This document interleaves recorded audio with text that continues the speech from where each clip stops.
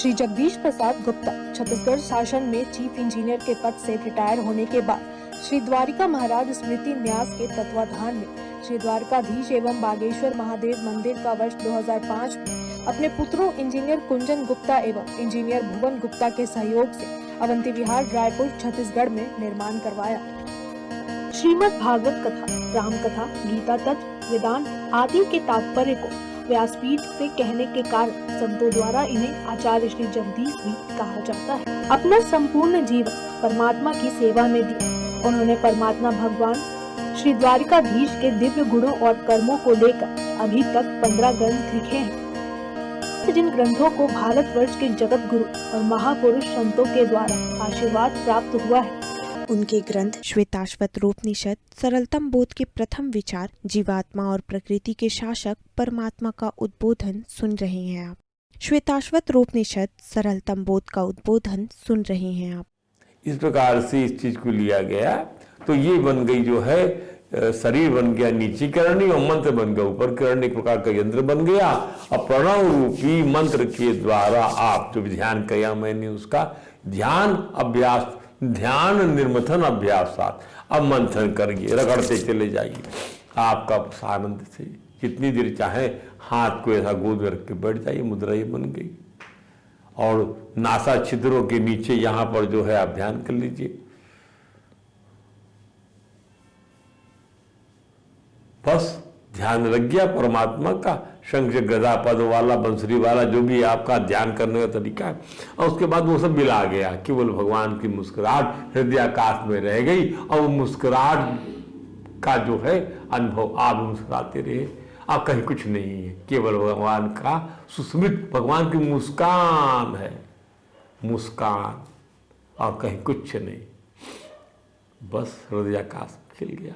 ऐसा करते करते आप क्या कर लेंगे, आप जो है इस अभ्यास से, ध्यान के इस निरंतर अभ्यास से 3 बार करते हुए, नित्य करते हुए आप निगूढ़ वद देवम, आप छिपी हुई अग्नि की भांति हृदय में स्थित परमदेव परमेश्वर का अनुभव कर सकते हैं, देख सकते हैं, अनुभव कर सकते हैं।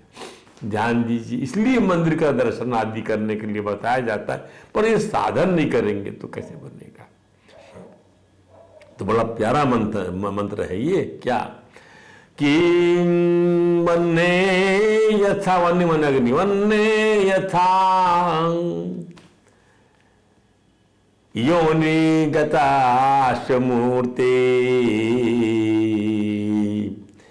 नादृश्यते न चैव लिंग नासा। देखो दिखाई नहीं पड़ी थी, रगड़ कर रहे थे तो अग्नि कहां से प्रकट हो गई। अभ्यास, बहुत ताकत लगाना पड़ा, अच्छे से मंथन करना पड़ा। चैव लिंग नासा साएव भूयाई नन योनि गृहा। वह काश रूपी योनि ग्रहण किया, वही ईंधन योनि गृह्य, उसी में आप प्राप्त कर लिया उसको।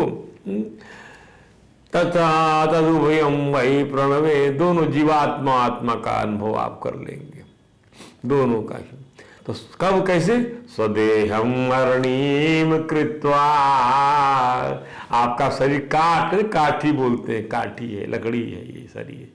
स्वदेहम अरणीम कृत्वा प्रणवम च उत्तरणीम ध्यान निर्मथन अभ्यासात देवम पश्येत् निगूढ़वा। तो प्रणव उपासना का महात्म्य क्या है।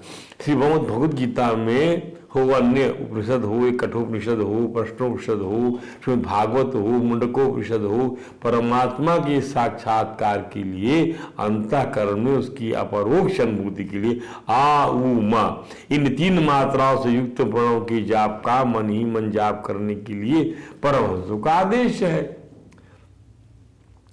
अब आप इसको ओम कर लिए, ये कब कर लिए, अपनी माला में ओम तो आता ही है, ध्यान दीजिए। तो श्रुति का वाच्यार्थ है कि तत्व ज्ञान की प्राप्ति करना तो प्रणव की उपासना करो, ये इसका वाच्यार्थ है। परंतु लक्ष्यार्थ है कि अज्ञान का उन्मूलन करो, लक्ष्य तो ये है। तो सदा से व्याप्त वस्तु का परिचय स्वयं में होने लग जाएगा। जैसे अग्नि का वासस्थान लकड़ी है, अग्नि लकड़ी में पाई जाती है, भाई उसकी योनि है। न वो दिखलाई पड़ती है और न ही दिखने से कोई यह भी नहीं कह सकता कि अग्नि विद्यमान नहीं है। उसकी विद्यमानता जानने का तरीका है काष्ठ मंथन या काष्ठ घर्षण, घर्षण करना या मंथन करना। घर्षण या मंथन के लिए 1 से 2 लकड़ी की कम से कम आवश्यकता होती है और इसी विशद रगड़ प्रक्रिया से अग्नि की प्रतिष्ठा का लाभ होगा। अब इस भौतिक मंथन को हम आध्यात्मिक मंथन से स्थानापन्न कर देते हैं। इस भौतिक मंथन से आध्यात्मिक मंथन में आइए तो नीचे की लकड़ी बनेगा हमारा शरीर और ऊपर की लकड़ी बनेगा हमारा परमात्मा, वो ओंकार का मंत्र। ओंकार के मंत्र के जप और ध्यान का सतत अभ्यास करने से परमात्मा की, वो हमें परमात्मा की अनुभूति करा देगा, क्योंकि मंत्र के अधीन देवता है।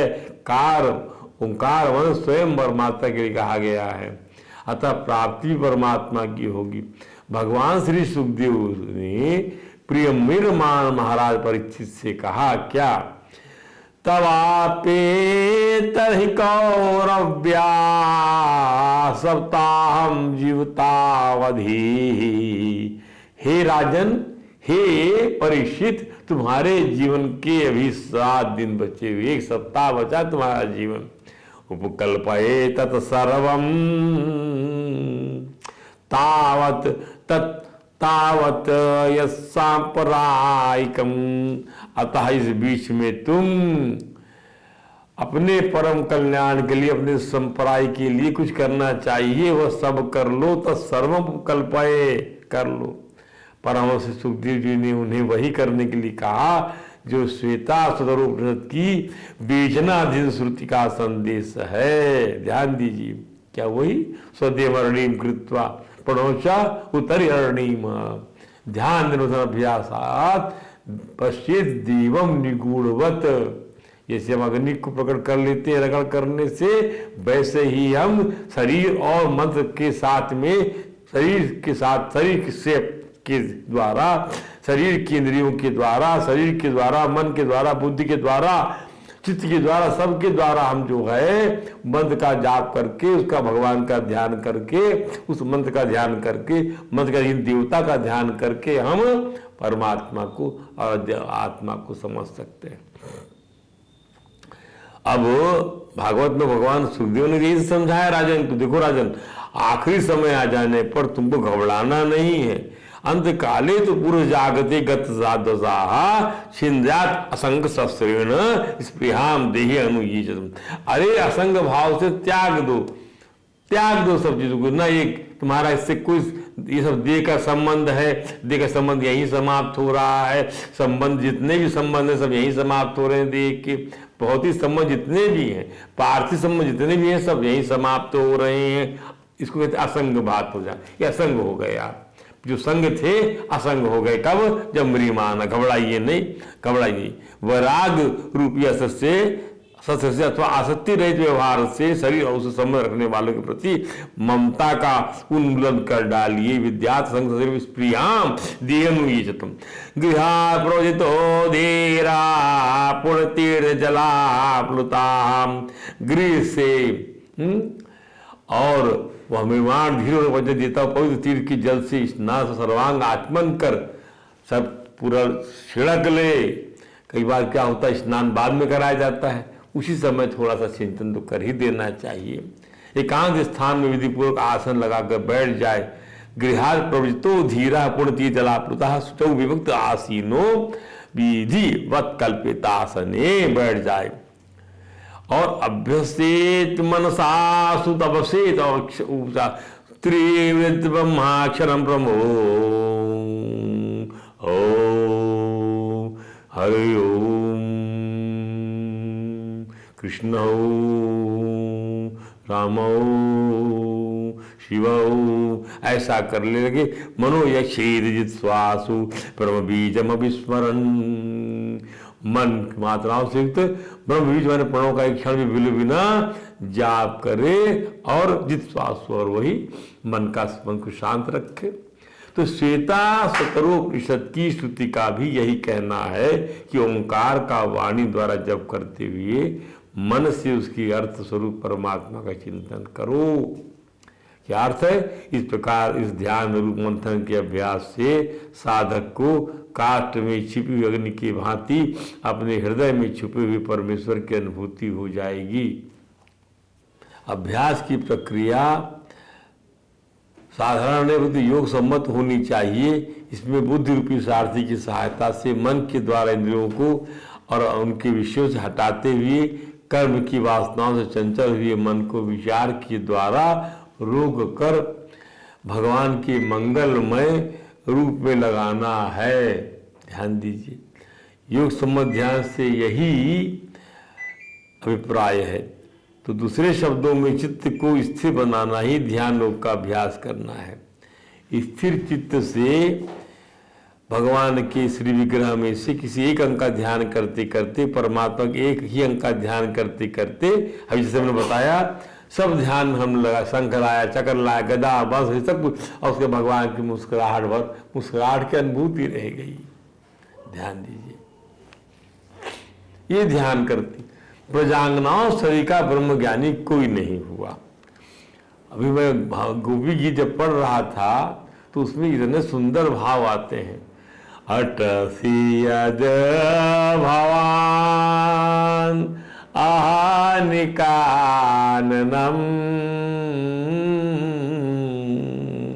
त्रुटियुगायते त्वाम पश्यताम। जब आप वन चरा जाते हो गाय चराने के लिए और वन में रहते, यहाँ वहां घूमते रहते हो, तो लगता है युग बीत गया है आपको देखे बिना। कुटिल कुंतलै श्रीमुखं च ते कुटिल कुंतलै श्रीमुखं च ते यौदीक्षतां पाक्ष। वो मुस्कान ढूंढती रहती है। प्रहसिताननं प्रिय प्रेम वीक्षणम। ध्यान करो और सब गायब कर दो वहां से, भगवान की सिर्फ मुस्कुराहट को रख दो। आप भी मुस्कुराएंगे, आपका चेहरा भी मुस्कुराने लगेगा, और उसके प्रकाश और तेज में आपका पूरा दैदीप्यमान हो जाएंगे आप। प्रहसितान, हे दीन बंधु, हे कांत, हे प्रियतम, आपके प्रहसिताननम प्रिय, हे प्रिय, आपकी मुस्कुराहट वाले चेहरे को देखकर। प्रहसिताननम प्रिय प्रेम वीक्षणम।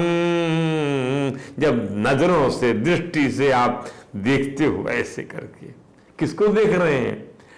हाँ, वो अपने स्वरूप को देखते हैं भगवान, अपने स्वरूप को। अपने स्वरूप में आनंद ही आनंद भर रहा है, कोई और स्वरूप की आवश्यकता ही नहीं है। आनंद के लिए किसी की भी आवश्यकता नहीं है, खेलने के लिए आवश्यकता है। आनंद तो आप ही को होगा भाई। प्रेम विहरणम चते ध्यान मंगलम। उसका हम ध्यान करते हैं, जो विहार किया है आपके साथ में, उसका हम ध्यान करते हैं मंगल में। ये भी वही चीज है जो वेदांत बताता है, वही ये वेदांत भी है। आप कैसा अनुभव करते हैं, क्या संबंध जोड़ते हैं आप? देखिए, आपकी ममता छूट गई देह से, आसक्ति छूट गई, वैराग्य आ गया आपको, परमात्मा की सेवा के जन्म ने विहरणम चते ध्यान मंगलम। क्या बात है, ध्यान मंगल। आपका इस प्रकार का विहार करना। रहस्ति संविदम वा हृदय स्पृशा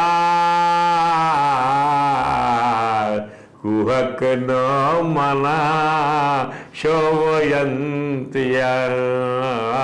हे चलिए, हे प्रीतम, जो है बड़ा विरह बोध होता है, बड़ी खिन्नता होती है। कि हम आपसे अलगाव का विभाव बनाए हुए हैं न, तभी न मेरा बोध हो रहा, तभी तो ये सब हो रहा है। इसलिए एकाकार हो जाए प्रभु, एकाकार हो जाए, इस प्रकार का भाव आ जाता है अपने आप। तो अभ्यास की प्रक्रिया साधारण नहीं अपितु योग सम्मत होनी चाहिए। इसमें बुद्धि रूपी सारथी की सहायता से मन के द्वारा इंद्रियों को और उनके विषयों से हटाते हुए कर्म की वासनाओं से चंचल हुए मन को विचार के द्वारा रोक कर भगवान के मंगलमय रूप में लगाना है। योग सम्मत ध्यान से यही अभिप्राय है। दूसरे शब्दों में चित्त को स्थिर बनाना ही ध्यान योग का अभ्यास करना है। स्थिर चित्त से ही भगवान के श्री विग्रह में से किसी एक अंग का ध्यान करते करते, परमात्मा के एक अंग का ध्यान करते करते विषय वासना से रहित हुए इस मन में पूर्ण रूप से भगवान तल्लीन हो जाए, किसी और विषय का चिंतन ही नहीं हो पाएगा, क्योंकि बहुत कृपा रूपी अग्नि जाजल्यमान हो जाएगी और परमात्मा की परम पद का अनुभव हो जाएगा, जिससे मन भगवत प्रेम रूपी आनंद की अनुभूति से सराबोर हो जाएगा। प्रणत्य कामदम पद्मजार्चिताम धरणि मंडनम ध्येयम आपदे। ध्यान करने योग्य है आपातकाल में, अर्थात आपका विरह कहीं हो रहा हो तो, आपातकाल कष्ट संकट जो भी आ जाए। चरण पंकजम संतमम चते रमण नास्तने शु अर्पयाधिहन। क्या बात है। संतों का कहना है भगवान का ध्यान करते समय मन रजोगुण में विक्षिप्त या तमोगुण से मूढ़ हो जाए तो घबराना नहीं है।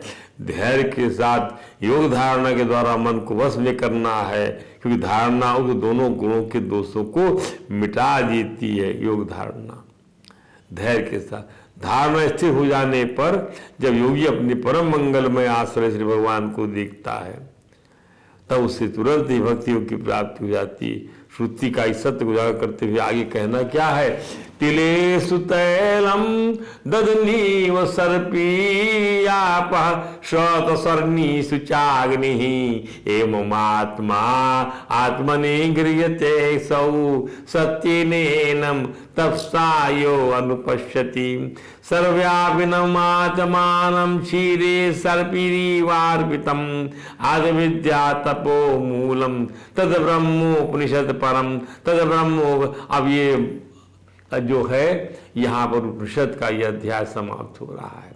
ये दो मंत्र की हम व्याख्या किए देते हैं। तिलेषु तैलम, जैसे तिल से तिलों से तेल निकलता है, पेरो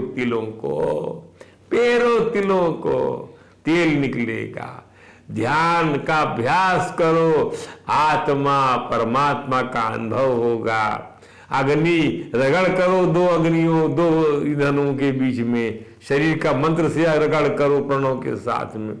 जैसे दधी मथो, दधी को तो उसमें व्याप्त जो है घी निकलेगा। जैसे स्रोत जो है ना, स्रोत से पानी निकलता है जब आप बोरिंग करते हैं, खनते हैं, और अग्निस्व अग्नि, और जो है ईंधनों से अग्नि निकलती है मंथन करने पर। उसी प्रकार से आत्मनि गृह्यते असु, उसे आत्मा जो परमात्मा आत्मा हृदय में ही पकड़ में आता है। इसी प्रकार से जैसे ये पकड़ में आते, तेल वगैरह पकड़ में आते, उस प्रकार परमात्मा भी जो है आता है पकड़ में, धारण किया जाता है, अनुभव में आता है।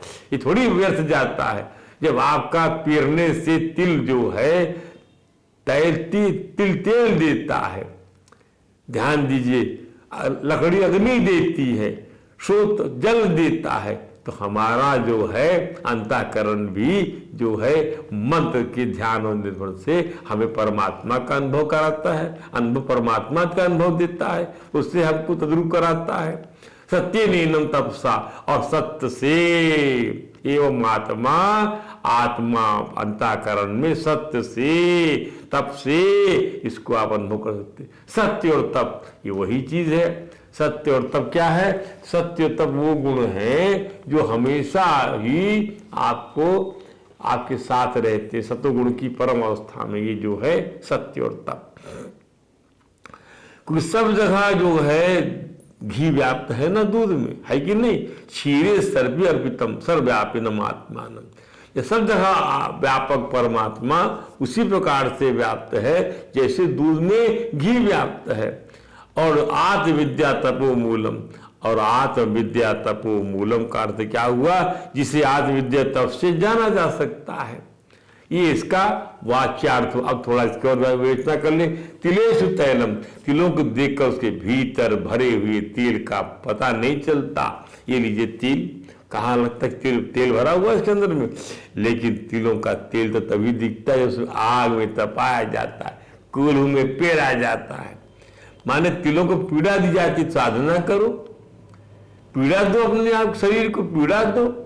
ऐसी कोई मीठी पीड़ा कहते हैं इसको, मीठी पीड़ा दो। नियम बनाओ, नियम तो बनाते नहीं। खाने का तो नियम बना लिए और मन का नियम नहीं बनाओगे। मन का भोजन नहीं करना है, केवल शरीर का भोजन करना है, तो ऐसे काम नहीं चलेगा। ध्यान दीजिए, मन की बीमारी तो विचार हो जाएगी ना, इसलिए ध्यान देना पड़ेगा, तभी उसके भीतर का तेल प्राप्त होगा। तिलों को पीड़ा दी जाती, अर्थात जिसे दुख नहीं सहा उसको सुख का अनुभव नहीं हो सकता। भगवान अपना बनाने के लिए ही दुख लाते हैं जीवन में। ये एक सिक्के के दो पहलू हैं, ध्यान दीजिए। संत लोग कहते हैं कि जो पेरा नहीं गया उस कृष्ण का जीवन प्राप्त नहीं हो सकता। स्वामी खंडानंद जी का कहना है कि नाम रूप को भी पेरा जाए, नाम रूप को पेरो, नाम रूप खत्म हो जाएगा, तभी परमात्मा की निर्वाधित स्वरूप की अनुभूति हो सकती है। नाम रूप, इसलिए विपश्यना में नाम रूप नहीं होना। इसलिए हमारे ध्यान में भी ओंकार नाम रूप खत्म हो जाता, केवल मुस्कुराहट रह जाती है, ओंकार का नाद रह जाता है और वह मुस्कुराहट रह जाती है आकाश के रूप में। नाम रूप को पीस देने पर ही परमात्मा का दर्शन, जैसे कि नदियां मिल गई समुद्र में, वहां उनका नाम भी खत्म और रूप भी खत्म। काहे की गंगा, काहे की जमुना, काहे की ब्रह्मपुत्रा। दूसरे शब्दों में तिल में जैसे तेल है, वैसे ही हमारा यह नाम रूपात्मक शरीर है। और ये कहने मतलब ये माइंड और मैटर माने चित्त और गुण, समझ लीजिए। ये जो है नाम और रूप, नाम क्या है, नाम क्या है, गुण है, और जो है रूप क्या है, वो चित्त है। इसमें तेल की तरह, स्नेह की तरह, प्रेम की तरह वो आनंद रस परिपूर्ण परमात्मा भरपूर है। अब इसे दूसरी उपमा समझाया गया, दही में घी जैसे, स्रोतों में पानी की जैसे के अनुसंधान की तरह सर्व परिपूर्ण परमात्मा को प्राप्त करने की युक्ति। इस प्रकार लकड़ी में से युक्ति को निकाला जाए तो आग निकल आती है। इसी तरह जो आत्मा है, परमात्मा है, या इस शरीर में छिपा हुआ है, दूर नहीं। एवं आत्मा आत्मनिगृह्यते। और इस पद को देख लीजिए, श्रुति ने हमें समझाया कि जैसे मंथन करके अरणि में से अग्नि और स्रोतों में से जल प्राप्त किया जाता है, दही में से घी और तिल में से तेल प्राप्त किया जाता है, उसी प्रकार आत्मा आत्मनिगृह्यते मान परमात्मा भी इसी प्रकार की वैदिक युक्ति से ही हृदय में ही पकड़ में आता है। श्रुति का घोष है कि परमात्मा को देखना हो तो परमात्मा दर्शन अपने हृदय में ही होगा। आध्यात्मिक भाषा में कहा जाता है कि एक ही पर्दा है जिसके फट जाने पर परमात्मा का दर्शन हो जाता है, इसी को आवरण भंग कहा जाता है। संत लोग इस पर एक रूपक का वर्णन करते हैं, आए मुरे सजना फिर गए अंगना, मैं बौरी रही सोई रही।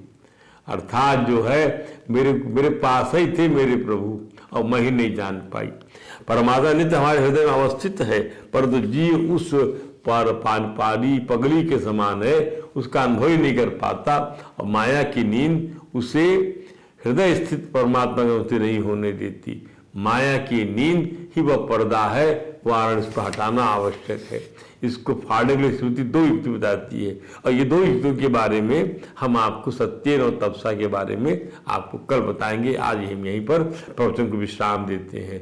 पर वृंदावन बिहारी लाल कीजिए। हरे राम राम राम हरे हरे, हरे कृष्ण कृष्ण कृष्ण हरे हरे।